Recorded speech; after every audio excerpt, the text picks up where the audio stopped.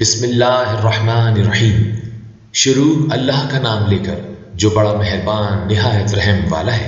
نون، قلم کی اور جو کچھ لکھنے والے لکھتے ہیں اس کی قسم کہ اے پیغمبر صلی اللہ علیہ وآلہ وسلم، تم اپنے پروردگار کے فضل سے دیوانے نہیں ہو، اور بے شک تمہارے لیے بے انتہا اجر ہے، اور یقیناً تم اخلاق کے اعلیٰ مرتبے پر ہو۔ سو ان قریب تم بھی دیکھ لو گے اور یہ کافر بھی دیکھ لیں گے کہ تم میں سے کون دیوانہ ہے۔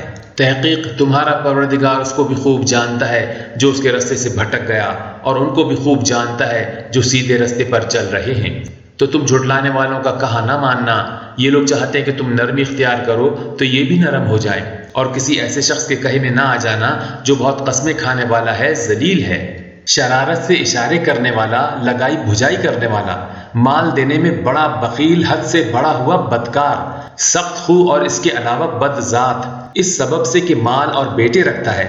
جب اس کو ہماری آیتیں پڑھ کر سنائی جاتی ہیں تو کہتا ہے کہ یہ اگلے لوگوں کے افسانے ہیں، ہم عنقریب اس کی اونچی ناک پر داغ لگائیں گے۔ ہم نے ان لوگوں کی اسی طرح آزمائش کی ہے جس طرح باغ والوں کی آزمائش کی تھی، جب انہوں نے قسمیں کھا کھا کر کہا کہ صبح ہوتے ہوتے ہم اس کا میوہ توڑ لیں گے، اور انشاءاللہ نہ کہا۔ سو وہ ابھی سو ہی رہے تھے کہ تمہارے پروردگار کی طرف سے راتوں رات اس پر ایک آفت پھر گئی، تو وہ ایسے ہو گیا جیسے کٹی ہوئی کھیتی۔ پھر جب صبح ہوئی تو وہ لوگ ایک دوسرے کو پکارنے لگے کہ اگر تم کو کاٹنا ہے تو اپنی کھیتی پر سویرے ہی جا پہنچو۔ سو وہ چل پڑے اور آپس میں چپ کے کہتے جاتے تھے کہ آج وہاں تمہارے پاس کوئی فقیر نہ آنے پائے، اور کوشش کے ساتھ سویرے ہی جا پہنچے، گویا پیداوار پر قادر ہیں۔ پھر جب انہوں نے باغ کو دیکھا تو ویران، کہنے لگے کہ ہم رستہ بھول گئے ہیں، نہیں بلکہ ہم بے نصیب ہو گئے۔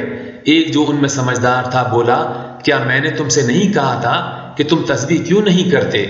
دوسرے کہنے لگے کہ ہمارا پروردگار پاک ہے، بے شک ہم ہی قصوروار تھے۔ پھر لگے ایک دوسرے کی طرف رخ کر کے ملامت کرنے، کہنے لگے ہائے شامت، ہم ہی حد سے بڑھ گئے تھے۔ امید ہے کہ ہمارا پروردگار اس کے بدلے میں ہمیں اس سے بہتر باغ عنایت کرے، ہم اپنے پروردگار کی طرف رجوع کرتے ہیں۔ دیکھو عذاب یوں ہوتا ہے، اور آخرت کا عذاب سب سے بڑھ کر ہوگا۔ کاش یہ لوگ جانتے ہوتے۔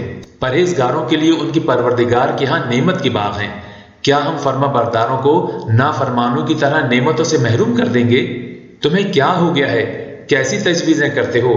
کیا تمہارے پاس کوئی کتاب ہے جس میں یہ بات پڑھتے ہو کہ جو چیز تم پسند کرو گے وہ تم کو ضرور ملے گی؟ یا تم نے ہم سے قسمیں لے رکھی ہیں جو قیامت کے دن تک چلی جائیں گی کہ جو کچھ تم طے کر لو گے وہ تمہارا ہوگا؟ ان سے پوچھو کہ ان میں سے کون اس کا ذمہ لیتا ہے؟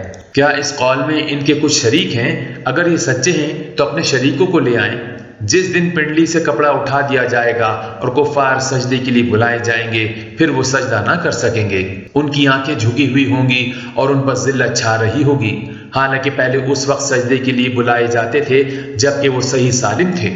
سو مجھ کو اس کلام کے جھٹلانے والوں سے سمجھ لینے دو، ہم ان کو آہستہ آہستہ ایسے طریق سے پکڑیں گے کہ ان کو خبر بھی نہ ہوگی، اور میں ان کو مہلت دیے جاتا ہوں، میرا داؤ بڑا مضبوط ہے۔ اے نبی، کیا تم ان سے کچھ معاوضہ مانگتے ہو کہ ان پر تاوان کا بوجھ پڑ رہا ہے، یا ان کے پاس غیب کی خبر ہے کہ اسے لکھتے جاتے ہیں؟ سو اپنے پروردگار کے فیصلے کا انتظار کیے رہو، اور مچھلی کا لقمہ ہونے والے یونس کی طرح نہ ہونا کہ انہوں نے اپنے رب کو پکارا جبکہ وہ دل ہی دل میں گھٹ رہے تھے۔ اگر ان کی پروردگار کی مہربانی ان کو نہ سنبھال لیتی تو وہ چٹیل میدان میں ڈال دیے جاتے مذموم حالت میں۔ پھر ان کی پروردگار نے ان کو برگزیدہ کر کے نیکوکاروں میں شامل کر لیا، اور کافر جب یہ نصیحت کی کتاب سنتے ہیں تو یوں لگتے ہیں کہ تم کو اپنی نگاہوں سے پھسلا دیں گے، اور کہتے ہیں کہ یہ تو دیوانہ ہے۔ اور لوگوں، یہ قرآن تمام جہانوں کے لیے نصیحت ہے۔